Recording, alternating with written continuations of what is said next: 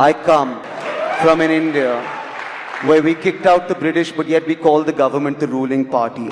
I come from an India where our music is बहुत hard, but our sentiments are बहुत soft. I come from an India where people sleep outside on the road, outside the club, but man, 20 times a year the road is the club. I come from an India where we take pride in being vegetarians and yet run over the farmers who grow our vegetables. I come from an India that is Hindu and Muslim and Christian and Sikh and Parsi and Jew, and when we all look up at the sky, we only see one thing together, the price of petrol.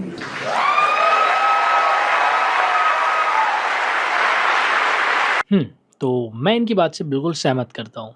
हम इसी भारत में रहते हैं, लेकिन इसमें कहीं न कहीं कुछ न कुछ थोड़ी-सी हमारी भी ज़िम्मेवारी बनती है। हम भी गलत हैं, क्योंकि पढ़ाई-लिखाई करने के बाद में पढ़ लिख कर के नौकरी पाना सबसे पहला लक्ष्य होता है, सरकारी नौकरी पाना।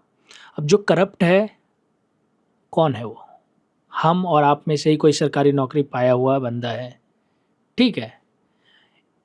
एक नेता के नीचे कितने कर्मी होते हैं, सहकर्मी होते हैं, क्या वो सभी ईमानदारी से अपने काम कर लेते हैं? नहीं। इसके अलावा हमारा दूसरा गोल क्या होता है? डॉक्टर, इंजीनियर, सीए कुछ ऐसे बन जाना। कभी किसी को आपने सुना है कि एकदम पढ़ गया, पढ़ कर के हमें नेता बनना है, लीडर बनना है? नहीं ना। स्कूल टाइम पे जो बच्चों को उठाया जाता है और हमसे टीचर पूछते हैं कि बताओ आप क्या बनना चाहोगे बड़े होकर के? क्या कभी किसी ने बोला है कि मैं पीएम बनना चाहूँगा, मैं नेता बनना चाहूँगा, मेरा ये लक्ष्य है? नहीं। सबका गोल डॉक्टर, इंजीनियर, सीए या मास कम्युनिकेशन करके मुझे जर्नलिस्ट बनना है, दिस दैट वगैरह-वगैरह। तो फिर पढ़े लिखे नेता कहाँ से आएँगे? जब आपके ऊपर में आप बीतेगी तो थोड़ा बहुत अगर कभी दिमाग चेंज हो गया तो एक आध नेता आ जाएँगे पढ़े लिखे। नहीं तो अगर आप नहीं जाओगे, हम नहीं जाएँगे, कोई और नहीं जाएगा, तो होगा क्या? नेता के बेटा ही नेता बनेंगे।